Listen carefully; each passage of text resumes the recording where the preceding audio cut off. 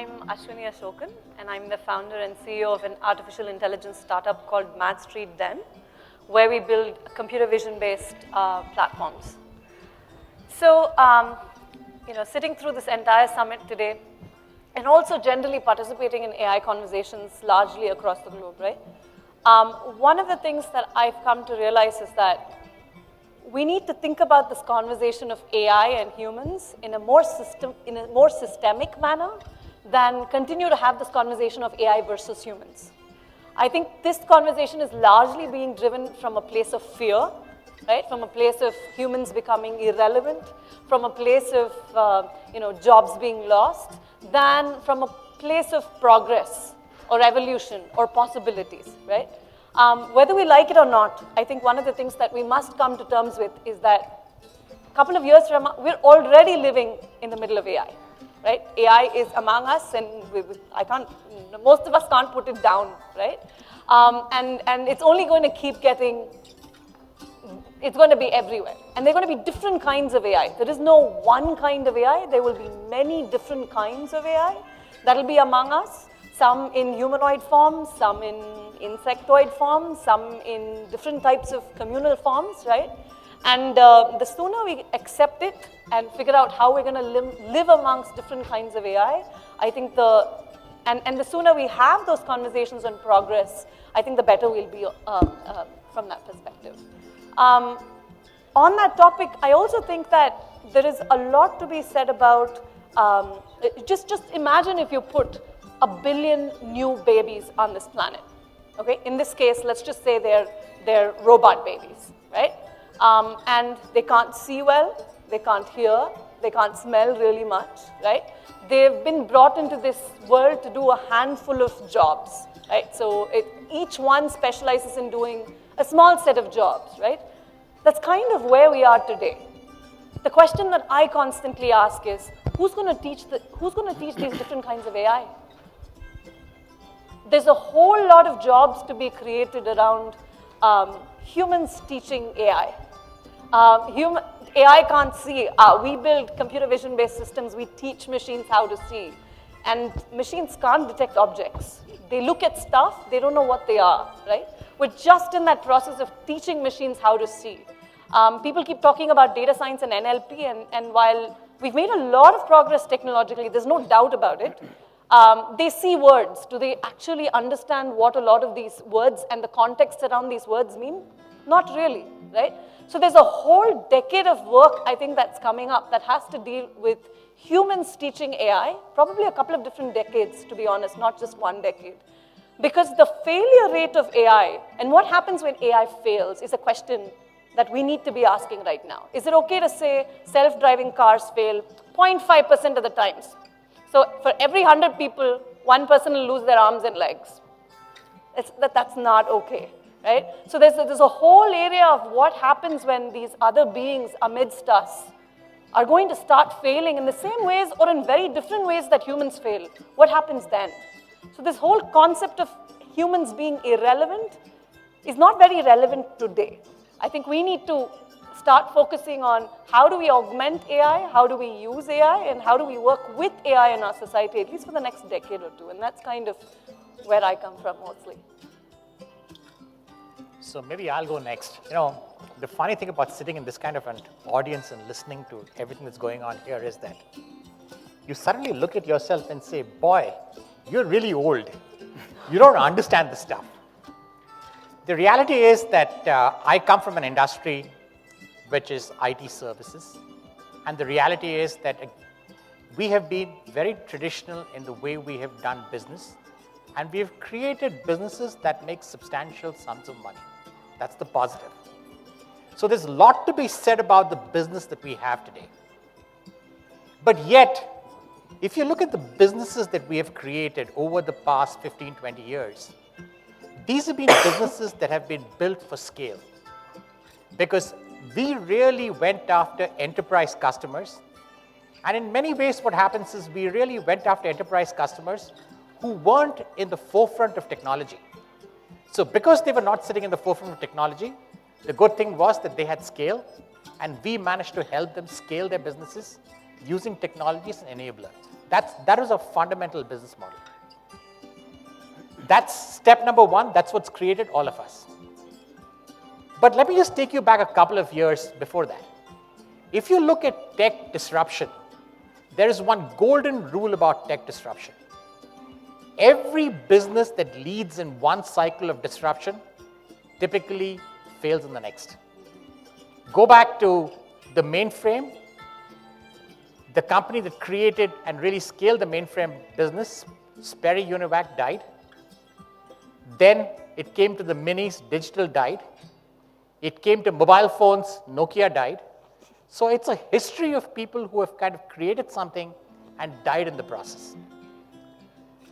So these two forces today are coming together for a company, for businesses like ours, where surprisingly, one part of our customer base is talking about all the new stuff, and yet we have traditional folks who are sitting in the back, the old IT folks, who are saying, all this is fabulous, but look, I've bought every machine that's been advertised in the Wall Street Journal from 1960 onwards, and I've got software developed from 1960 onwards.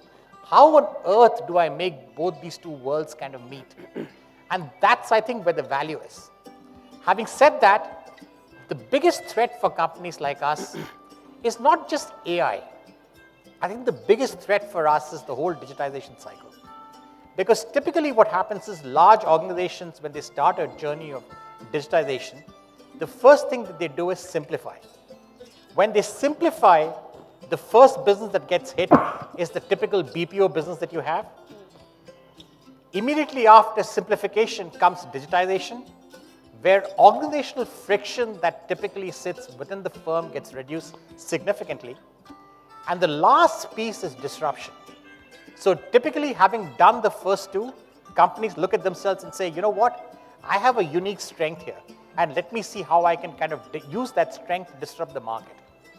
The first two, the first is bad for our business, the second is good for our business, and the third, frankly, we are kind of trying to feel our way through it to figure out how we can play in that segment or even be relevant in that segment. I think that's the challenge most of us are going through as organizations. Last of all, and most important part of it is our people.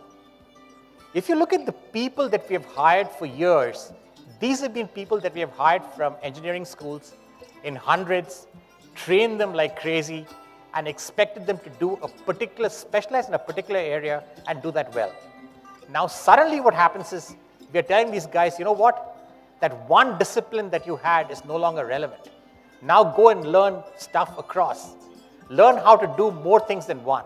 And frankly, when a guy has reached a certain age, when he's done well, doing a certain set of things, suddenly asking him to learn a whole bunch of new things is extremely difficult. So we're going to have a problem with workforce itself. While we train people to kind of adapt themselves to the new, I think a large portion of the people are going to sit down and they're going to frankly be, it's going to be incapable, they're going to be incapable of handling it. So that's one challenge that we're going to have. The other challenge that we're going to have is that a lot of the work that we're going to do is also going to disappear. For example, if you followed the ServiceNow announcement that came out maybe about a month ago, ServiceNow announced that their platform, they are now going to enable it to fundamentally take care of a lot of the standard AI, standard jobs that today are done by database administrators, by people who are handling level 1 calls, to automate that out completely. So fundamentally, you take ServiceNow and put that into your environment. The dream is, and I still believe it's a dream because they've got to handle so many different environments, 40 to 50% of the workforce that you're using to kind of run this is going to disappear. The same thing other firms are going to do, which have got large enterprise software bases. For example, tomorrow or day after, SAP would start. Microsoft is certainly working in that area. So when all this comes in, the internal work that gets done within an enterprise is going to come down substantially. And if that happens, then again, we get affected. The good news is that all of us haven't been sitting on our backsides waiting for the world to change around us. We've been making substantial bets in this area because we believe that as the future of work kind of changes, we will change along with that. For example, recently, I don't know how many of you caught it, but we recently acquired Topcoder. Topcoder has got 1 million people working off that platform. That's now owned by Wipro. So in many ways, what happens is we are making these little bets that we hope are going to keep us, is going to keep us relevant for the future. I think that's really where we are going. So net, I don't think the industry is dead. The industry has to change.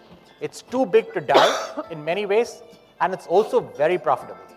So to that extent, if you put all this together, there is a perfect storm brewing in one part of the world. But frankly, from our perspective, we believe there's opportunity to change, but our challenge is really going to be how we handle the people change. Thank you. I would completely agree with Kurian's point of view here. I think somewhere with AI, automation, and robotics, I think we are getting carried away in so many ways. Predicting displacement due to technological disruptions is not new. It is almost 100 years old. In 1930s, the founder of macroeconomics, the British economist, John Keynes, predicted that technology would disrupt jobs and create unemployment. He called it technological unemployment. As recently as 2004, in NASSCOM's leadership forum, our own Mr. Murthy said all the call centers are going to close in a few years' time because of the technology he saw in MIT labs. In fact, one of the audience had the courage to ask him what would happen to all the Infosys programmers based on the technology that was brewing up in the Carnegie Mellon University, where coding could be done automatically. So, fortunately, so far, none of the things have come true. None of these things have come true, and Infosys and Infosys BPO have done very well so far in the last 12 years. Coming to the specific IT services and IT-enabled services jobs, disruption of those jobs by AI and automation. It is bound to happen, but it is not imminent, I would say. It takes time. Overnight, people are not going to be unemployed in droves. It takes time. I would say companies like ours, which have woken up early enough and started putting in investments in machine learning, in AI, have started adding assisted services to their offerings. And using assisted services, the agents are getting more and more empowered to solve problems for our customers.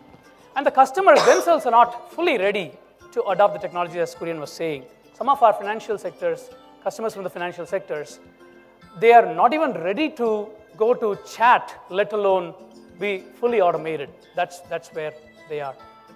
So, future is bright for those who are willing to change. It is not imminent. The changes would happen in time, as in any other economic change, is what I would take my bet on. Thank you.